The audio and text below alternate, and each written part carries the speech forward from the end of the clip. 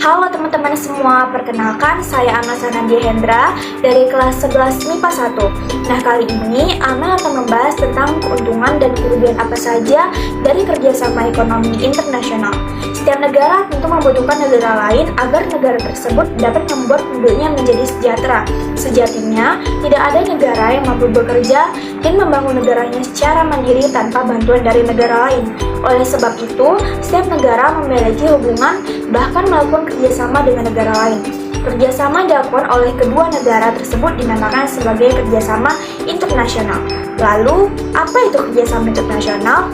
Kerjasama internasional adalah kerjasama yang menunjukkan hubungan antar negara dalam bidang ekonomi dengan dasar kepentingan tertentu untuk dapat meningkatkan kesejahteraan ekonomi, pertumbuhan ekonomi, dan peningkatan struktur kegiatan ekonomi nasional. Kerjasama ekonomi internasional sendiri merupakan bentuk hubungan yang dilakukan oleh suatu negara dengan negara lain untuk memenuhi kebutuhan rakyat dan kepentingan negara. Ada berbagai macam bentuk kerjasama internasional, di antaranya adalah kerjasama di bidang politik, sosial, pertahanan dan keamanan, kebudayaan, serta ekonomi.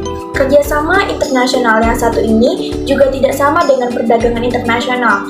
Cakupannya itu lebih luas, karena kerjasama ini adalah kerjasama antar negara di bidang ekonomi dengan tujuan untuk meningkatkan kesejahteraan ekonomi, pertumbuhan ekonomi, hingga struktur kegiatan ekonomi nasional.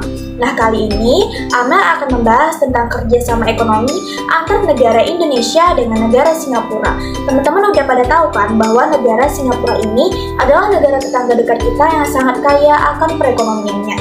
Untuk itu, Indonesia perlu menjalin kerjasama dengan negara Singapura.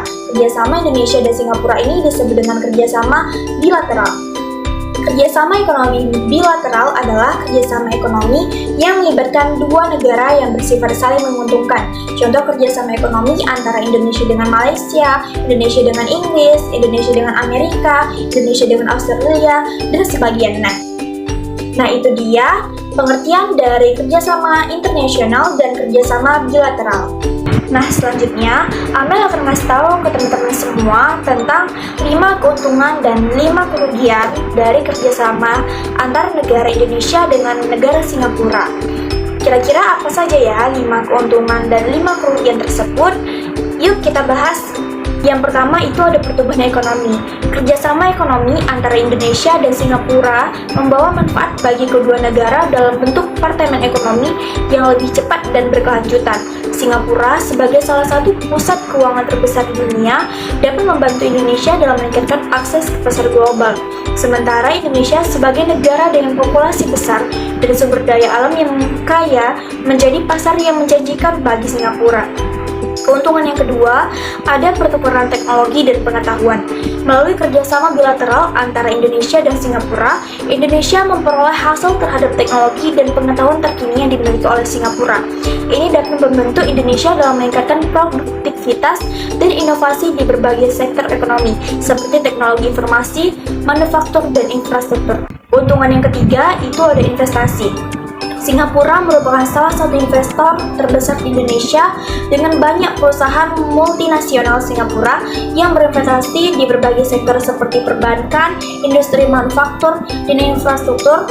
Kerjasama antara dua negara dapat memperkuat iklim investasi di Indonesia dan meningkatkan aliran investasi asing langsung ke negara tersebut. Keuntungan yang keempat adalah pengembangan sumber daya manusia. Singapura memiliki sistem pendidikan dan pelatihan yang berkualitas tinggi. Melalui kerjasama dalam bidang pendidikan dan pelatihan tenaga kerja, Indonesia dapat memanfaatkan pengalaman dan keahlian Singapura untuk meningkatkan kualifikasi dan keterampilan sumber daya manusia yang merupakan aset penting dalam menghadapi tantangan ekonomi global. Keuntungan yang kelima ada stabilitas regional. Kerjasama antara Indonesia dan Singapura juga dapat berkontribusi pada stabilitas regional di Asia Tenggara. Sebagai dua negara terbesar di kawasan tersebut, kerjasama mereka dapat menjadi contoh bagi negara-negara lain dan memperkuat integrasi regional melalui organisasi seperti ASEAN. Dengan meningkatnya kerjasama dan integrasi regional, diharapkan dapat terciptanya perdamaian, keamanan, dan kemakmuran di Asia Tenggara. Nah, itu dia tadi 5 keuntungan kerjasama antara negara Indonesia dan negara Singapura. Nah, berikutnya kita akan membahas tentang 5 kerugian dari kerjasama antara negara Indonesia dan negara Singapura. Kira-kira apa saja kerugian dari kerjasama antar negara Indonesia dan Singapura ini? Kerugian yang pertama adalah ketergantungan ekonomi. Kerjasama ekonomi terlalu erat dengan Singapura dapat membuat Indonesia menjadi terlalu bergantung pada negara tersebut. Ketergantungan ini dapat menjadi resiko jika terjadi ketidakstabilan ekonomi di Singapura atau perubahan kebijakan yang merugikan bagi Indonesia. Lalu, kerugian yang kedua itu ada ketimpangan ekonomi.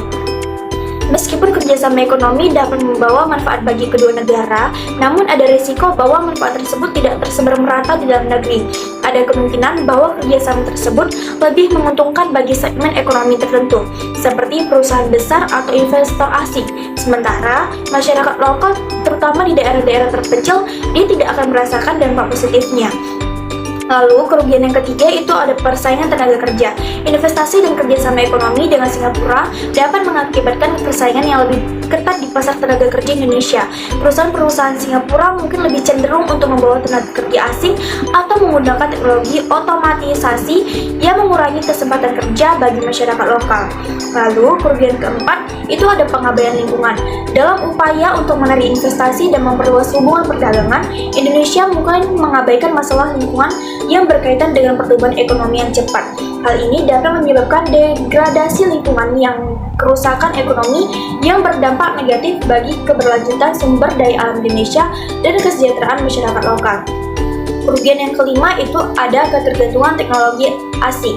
Meskipun pertukaran teknologi dengan Singapura dapat membawa manfaat, namun ada risiko bahwa Indonesia menjadi terlalu bergantung pada teknologi asing. Hal ini dapat menghambat kemampuan Indonesia untuk mengembangkan dan menguasai teknologi sendiri, serta membuatnya rentan terhadap perubahan kebijakan atau perbatasan teknologi dari negara mitra. Nah, itu dia tadi 5 kerugian dari kerjasama internasional antara negara Singapura dan negara Indonesia. Nah, kira-kira teman-teman sekarang udah pada tahu kan pengertian dari kerjasama internasional, kerjasama bilateral, lalu 5 keuntungan dan 5 kerugian dari adanya kerjasama antara negara Indonesia dan Singapura ini. Nah, itu dia tadi penjelasan mengenai kerjasama ekonomi internasional dan keuntungan dan kerugiannya apa saja. Sekian dari saya, Anasa Nandi Hendra. Terima kasih. Bye-bye.